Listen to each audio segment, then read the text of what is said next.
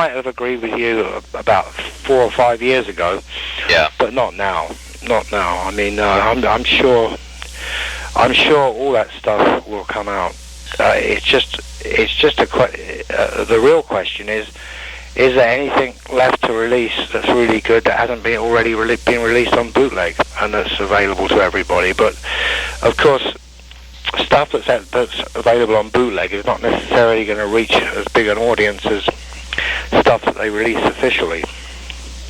You mean the stuff they release today? Well, no, any old stuff that they actually repackaged and re-released, it might reach more people than their bootlegs do. Oh yeah, I mean the one good thing about going and cleaning up all the bootleg stuff is that the quality will be better. Yeah. And it'll sound a lot better. Yeah. But no, I don't. There's a tiny part of me that agrees with you, but my head tells me that that's not there's not really any reason. What made me think of that was when you mentioned that in '81 Mick wasn't that keen on you being on stage playing solo. Oh, well, that's just because of me and his personal. I mean, out of all of them, he was the one that was really pissed off that I left, and so we've never really got on very well since then. Really? No, not really. Well, screw him. I mean, it's just one of those things. But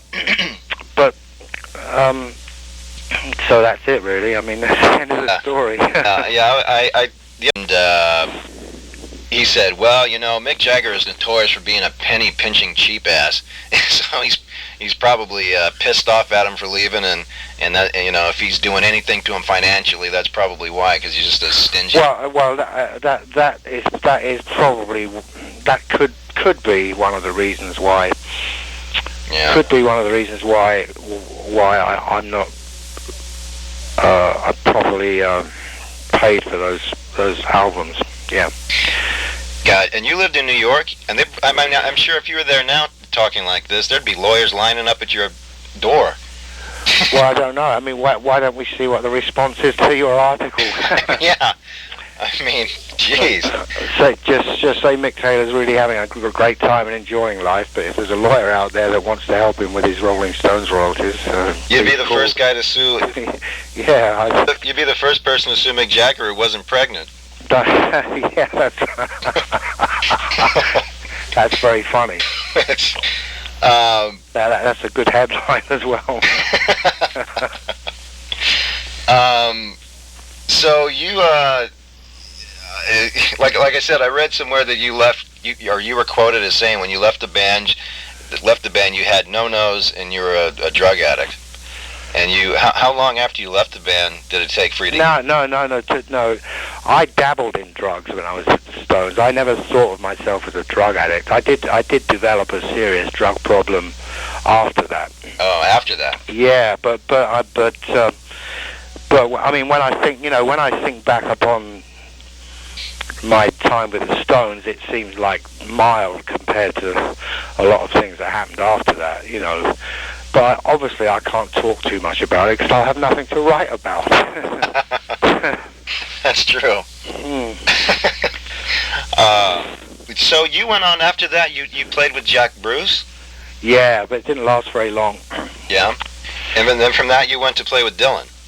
Oh yeah, now that was fantastic. I loved that. If I could have carried on doing that for a few more years, I would have loved it because I loved working with him. He was such a great guy, to work with. He was so casual and spontaneous and easy to get on with. I mean, a lot of people don't say that, but I found him a lovely guy to work with. I had a lot of respect for him, and he seemed to have a lot of respect for me, and we worked very well together. Oh, cool. I think it's just a regional thing because you're in Britain and he's in New York or whatever? No, I just think he genuinely appreciates good musicians, and he's... I mean just because of the fact that you're not working with him right now. Oh, yeah, probably, yeah, probably. Yeah. Yeah, I'd love to play with him again. It would be great. So, your first solo album, like I said earlier, was great. Now there's a session on some bootleg I have of just an instrumental jam that sounds a lot like Leather Jacket. Did you ever jam some of that stuff from your first solo record, songs that you wrote with the band? Yeah, I did. But I can't imagine what bootleg that is, but yeah. Yeah, because I put on Leather Jacket the other night and I said, man, this 1 5-minute jam I have on this bootleg sounds exactly like this. Yeah, could be. Huh. But none of the songs ever got recorded with the band that you wrote? No.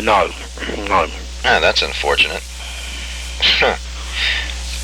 Are you comfortable with probably always being regarded as a member of that band? Well, I don't think I really am. I mean, I am regarded as a member of that band, but not just as a member of that band. I mean, it depends what perspective you're talking to me about. I mean, some people talk to me purely about blues guitar playing. Some people talk to me about John Mayall. Right. But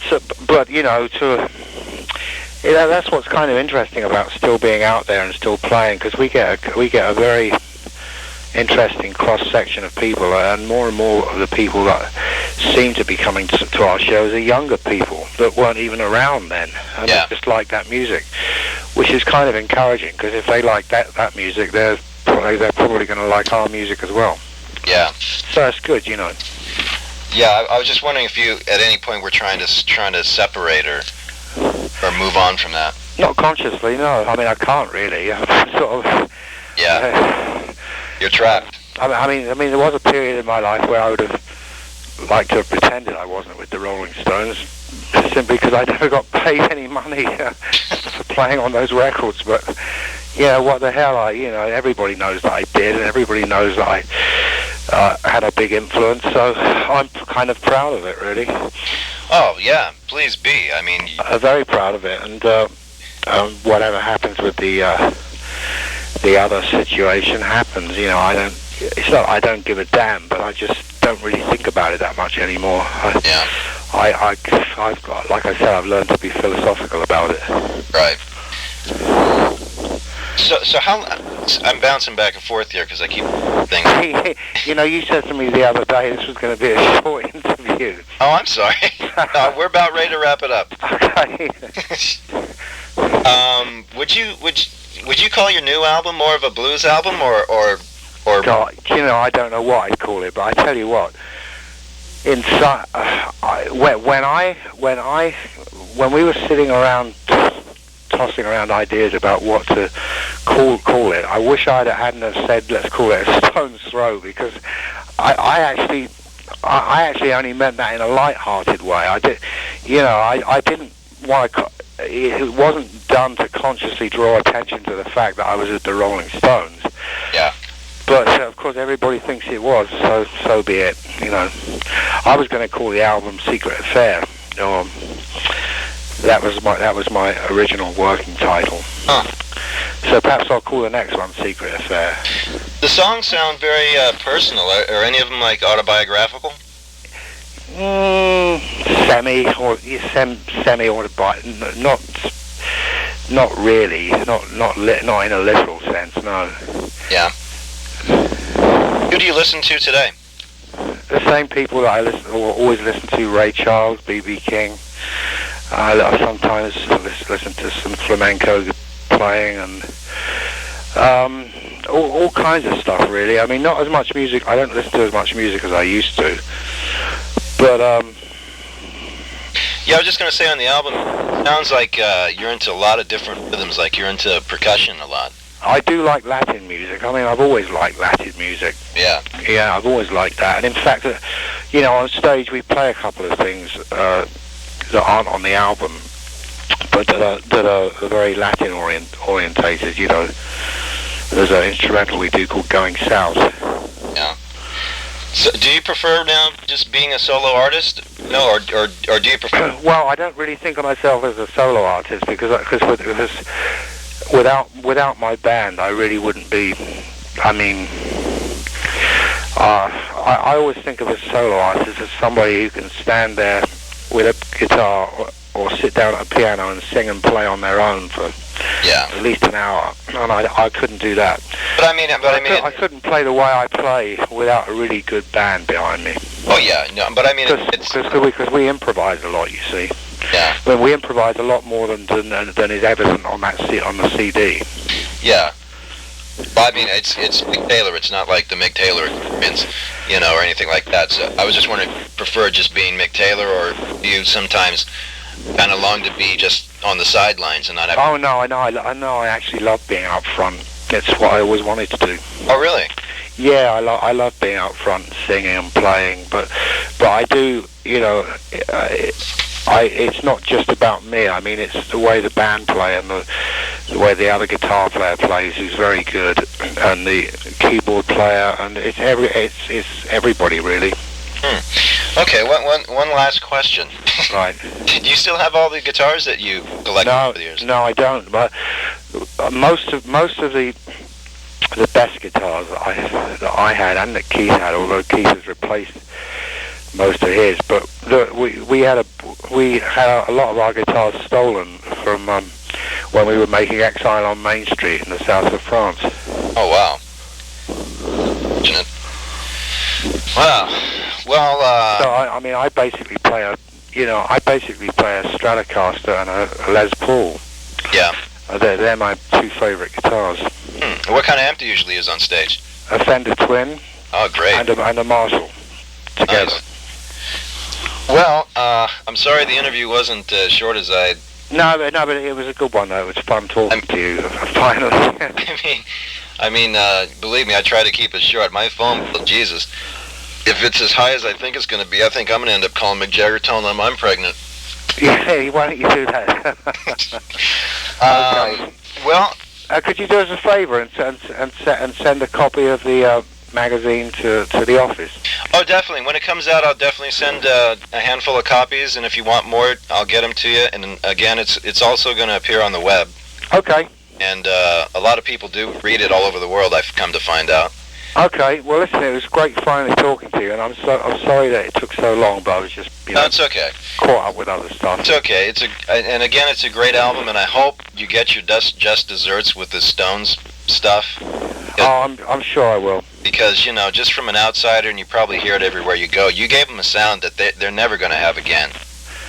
Well, yeah, I think that's true. I mean, as good as you say they sound now. Oh, they do. They definitely do. Yeah, they sound good, but there's no vibe. Like we said, to the fan, to the outsider. Yeah. Perhaps you're right. See, I can never be an outsider though. I still kind of like a. Well, it's like I said before. I'm not totally divorced from the Rolling Stones yet. Yeah, but it's like I said, I would find it a really tough to spend $10 on a new Stone CD, but I would have no problem spending $40 on a Mick Taylor, Oh, that's great. That's reissued stuff, Okay, well, that's great. Okay. Okay, Steve. Well, take care. Okay. We'll be in touch. All the best. Yeah. Bye. Bye-bye.